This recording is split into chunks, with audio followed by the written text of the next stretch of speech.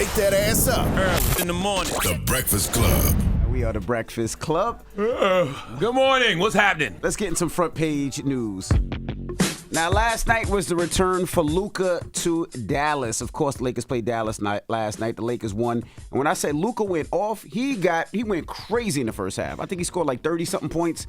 He was busting their ass last night. And Dallas showed him a lot of love. You'd think Luka won like 2 or 3 championships with Dallas. Absolutely. But, it did make me, I guess, not for the first time, because I said it when it first happened, but I literally was like, why the hell would they trade Luka? And I think Dallas thought the same thing last night. It makes no sense. Like, why did y'all trade Luka Doncic again? That didn't make any sense. It didn't make no sense whatsoever. It's just one of those things that you can always scratch your head about, but whatever. All right. Well, good morning, Morgan. Good morning, everybody. How y'all feeling? Happy? Blessed, black, and highly favored. Good. All right. I love to hear it. Now, we're starting off briefly with some devastating news. We're watching a developing story out of the Dominican Republic where a roof of a popular nightclub collapsed, leaving at least 124 dead. But before I get into that, I do have an update on tariffs. So yesterday, President Trump announced a 90-day pause on some tariffs, while others will remain like China. So Trump said his 90-day pause on tariffs was not a part of planned negotiations with foreign countries. Speaking from the Oval Office, Trump said it's not a negotiation until it is. Let's take a listen to those comments from President Trump. A lot of times it's not a negotiation until it is. And that happens. And, I said outside that you have to have flexibility to do it right, and that's what we have. We brought everybody to the table, and it may not be a negotiation. It may not last. I mean, things may be as that I think are not fair to us. Look, we've been ripped off by essentially everybody for 35 years. So, of course, he added that the U.S. has to stay flexible during this period, and the pause excludes China. But Trump said China does want to make a deal, and he's open to talking with President Xi. The president also expressed confidence that a trade deal will be made with every country. He said something like 75 countries have come to the table to negotiate. But I'm also feeling like most of this is happening as a result of our market, not so much the global market. Oh, absolutely. I know it sounds good to say he paused it for everybody who didn't retaliate, but let's be clear. Trump knows he's messing up the money. You can't run on the economy and point the finger at the Biden administration and say they have made your life harder and then get in office and make everyone's life harder, which is exactly what he's done. And when that stock market tanked the way that it tanked, he knew that he had to pause those tariffs for 90 days. And he's only keeping China in place because he knows that's primarily going to hurt people who, don't really have money like that. Yeah, so meanwhile on Capitol Hill, Senate Minority Leader Chuck Schumer held a press conference yesterday, which I was at, and I will say the presser was already scheduled, right? But it was a little bit delayed because it was almost like, okay, Trump made that announcement, and then it was like, okay, let's regather our thoughts. So they still held the press conference. But so only moments after Trump made his announcement pausing tariffs, Senator Chuck Schumer held a press conference on Capitol Hill yesterday. Let's take a listen to what he had to say. This is chaos. This is government by chaos. He keeps changing things from day to day. His advisors are fighting among themselves, calling each other names. And you cannot run a country with such chaos. So Okay, Chuck Captain Schumer, Obvious. Anything? All right. That's all you got, Chuck? No, but listen, Schumer was also joined by New York Senator Kristen Gillibrand, who also spoke more on the impact, and also Andy Kim of New Jersey, who talked about how the impact already so far will have on small businesses. Let's hear from New York Senator Kirsten Gillibrand. Because of this chaos, this incompetence, and this carelessness, he has wiped out trillions of dollars from the U.S. economy. The amount of loss of wealth alone from middle-class families, from working families, from our small businesses is incalculable. The S&P 500 has continued to drop. It goes up, it goes down further, it goes down again. Again, chaos, incompetence, and carelessness. That is the hallmark of the Trump presidency. What do you guys think? I mean, they're right, but we knew that already. Absolutely right. All right, yeah. So, I'm gonna go ahead and wrap things up. But that is your front page news for 6 a.m. Yeah. So we will continue to see what happens as a result of the pause now on the tariffs. Hawaii Senator Mazie Hirano was also at that press conference, and she also gave remarks as well. But yeah, we will continue to see what happens as a result of the pause now on tariffs. At 7 a.m., I will give you an update on what's going on in the Dominican Republic with that.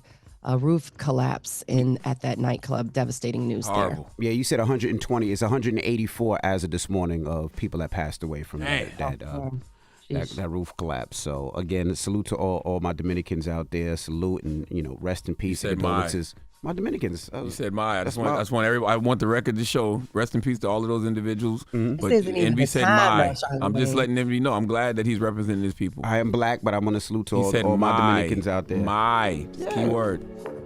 Shut up. They're all our people. Okay. There you go. Thank you, Morgan. Yeah. Morning, everybody. It's DJ NV, Jess Hilarious, Charlamagne the Guy. We are the Breakfast Club. Let's get back in some front page news. If you missed it earlier, we were talking about Luka. He made his return in Dallas. Of course, he's a Laker now, and he dropped 45 points. I mean, he was busting ass. They were busting ass last night. I think the first half he had like 38. They might fire Nico today. I'm saying when you look at the reception Luka got and you look at how those people love him and you think to yourself how young Luka is, there was absolutely no reason to trade Luka Doncic. Not at all. I don't care how much hookah and liquor he like. Yeah, I don't care if he got horse. None of that matters. That man can ball. Because he was overweight. They said there's rumors because of his contract, but obviously it's worth it. The Lakers beat the Mavs 112-97. And they gave him the type of standing ovation and reception that you would think he won 3 or 4 championships in Dallas, man. Yeah. They love him. He was crying. Yep. Damn. And then came out and dropped 38 first half. But what's up, Morgan? Listen, Envy, I love the energy, but unfortunately we are dealing with some devastating news out of the Dominican Republic, Santo Domingo to be exact. The death toll continues to climb after a roof collapse at a nightclub, Jet Set nightclub in Dominican Republic. The early Tuesday tragedy claimed the lives of 184 people with more injured. Among the dead are 2 former MLB players, Octavio Dotel, who played with 13 teams over 15 seasons after getting his start with the New York Mets in 1999. The 51-year-old was pulled alive from the rubble but passed away from his injuries. Also lost in the collapse is Tony Blanco, who made appearances in nearly 60 games for the Washington Nationals. A provincial governor and sister of retired MLB star Nelson Cruz was also killed. Merengue singer Ruby Perez was also among those dead. He was on stage performing during the tragedy. Now, a makeshift vigil is growing in Upper Manhattan at Plaza Las Americas as rescue efforts continue at Jet Set. And the Dominican community in the Washington Heights area of New York is also still waiting for word about a lot of family and friends. So this stands to impact a lot of Dominican people, not only in the Dominican Republic, but those who live in New York and across the U.S. So we're sending thoughts and prayers to them, and I will keep you posted on what develops regarding that story. RIP to all those lives lost. But my first question is, how does something like that happen? Have they said? Well, no, they haven't said as of yet, but my Dominican homies, they told me that that's one of the oldest clubs in the Dominican Republic. They said it's a very upscale club. They said it's usually politicians, athletes, actors, actresses. Like, to get in that club, it's not none of the younger people in the club. You can't wear a hat to get in the club. Like, it's very professional and like one of those types of clubs. So but you can be very professional, but clearly the structure of the club wasn't up to par. But that's what they were saying. It was like it's one of the oldest clubs. Like, I guess it has that history in the DR. But that's what they were saying. Maybe it was just so old. It was things that was not taken, care of. But I'm sure we'll find more and more and more. And like Charlamagne said, and I'm sure that club will never open up ever again, because I'm sure there's some type of class action lawsuit coming from all those families. Mm-hmm. It should be, if it's not. But again, condolences to everybody out there that's lost somebody, and that whole Dominican community. I mean, I know they are hit. I know they're crying. It's just so nasty. So again, salute to all of my Dominicans out there. Still trapped under the rubble. They said, and there's still a lot of people trapped under that rubble. So, That's unfortunate. That's unfortunate. Let's switch gears to some more positive news. In New York, the city is hiring a lot of teachers for next school year to better comply with state mandated classroom size rules. Now, New York City Mayor Eric Adams announced that 3,700 teachers will be hired at nearly 750 schools, which will help make classrooms smaller. Now, the school's chancellor, Melissa Ramos, says smaller class sizes will lead to better learning. Let's hear from those New York officials, New York City Mayor Eric Adams and school's chancellor, Melissa Ramos. More nurturing classroom where all our students can excel and be provided more individualized care. Enabling our teachers to work with smaller groups of students, providing more individualized attention, and fostering a deeper level of engagement in the classroom. So Adams says every classroom will be capped at 20 students for K through third grade. When schools start next year, more than 60% of the classrooms citywide will comply with new state classroom size rules. So I'm hearing multiple things when I read this story. More jobs for educators. So young educators, go get those jobs, shoot your shot, get that job. And this also could be a way to address the dismantling of the Department of Education, smaller class sizes on a state level anyways. What do you guys think? I haven't thought about it yet. All right, well, let's switch gears to Florida. Teacher preparation programs are getting an update to make sure they're not, quote, woke. Yesterday, the Florida Board of Education passed an amendment to make sure concepts like diversity, equity, and inclusion and critical race theory are eliminated across education in the state of Florida. Now, Vice Chair Ryan Petty says these programs if the programs aren't explicitly ruled out, they'll simply be renamed and the same ideas will be taught. And Education Commissioner Manny Diaz Jr. says it was crucial that the teacher preparation and school leadership programs are updated to align with state law. Let's take a listen to those Florida education officials, Ryan Petty and Manny Diaz Jr. Our students are in school to learn so that they can achieve their greatest selves in their lives. They're not there to be taught and indoctrinated to become puppets of the left. It is simply unacceptable to base our education on race-obsessed and gender-confused ideologies. It is even more egregious that those ideologies are used when teaching students how to teach. So again, that was Educationer Commissioner Manny Diaz, and the first person you heard was Vice Chair Ryan Petty, who went on to say he's heard from school board members who said DEI and CRT programs are being relabeled as culture and climate initiatives.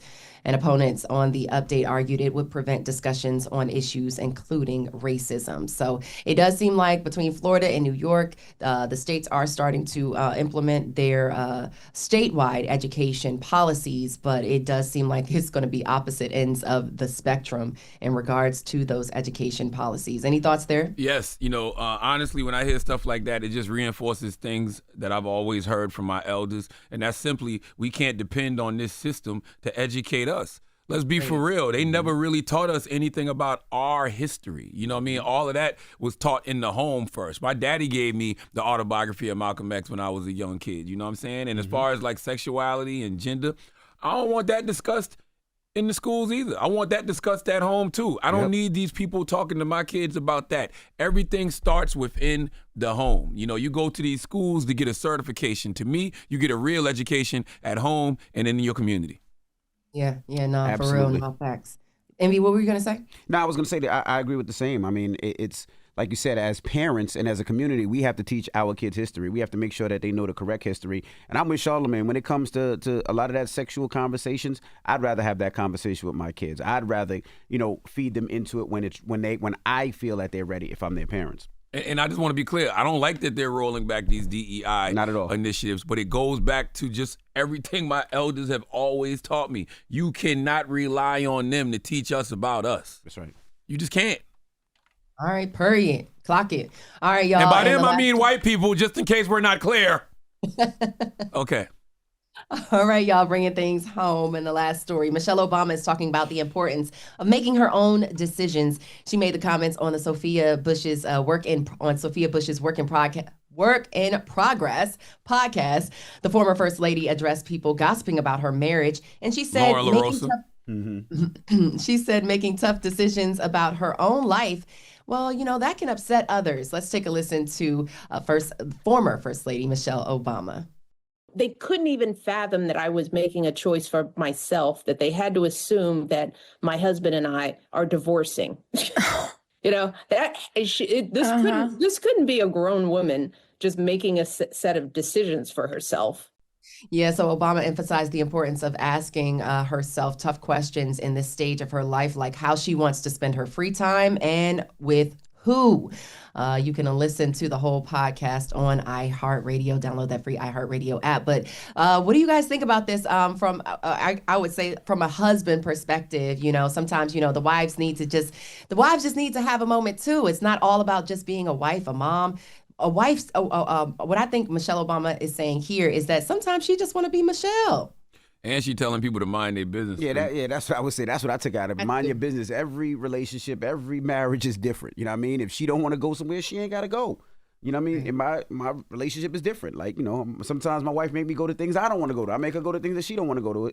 We different. Everybody's different. Every relationship is different. Like Charlamagne said, mind your business. Yeah, and we act like we know these people. There's there's 24 hours in a day, 7 days a week. We see a small portion of these people's lives, and we act like we know them because we haven't, seen them at a couple of public appearances together. Now all of a sudden they getting divorced. Cut it out, man. Yeah, I would agree with that. We should definitely stop imparting, our own ideas onto people as, oh, they married, they should be doing this, or they are mom, they should be doing that. Yeah, that's it. Look, y'all, life is hard enough as is without all the extra criticism. So to y'all point, agreed. Now that's your front page news. Follow me on social at Morgan Media, MorganMedia. And for more news coverage, follow at Black Information Network. Download the free iHeartRadio app and visit us at BINnews.com. Thank y'all. See y'all on Friday. Peace. Wake that ass up. Early in the morning. The Breakfast Club.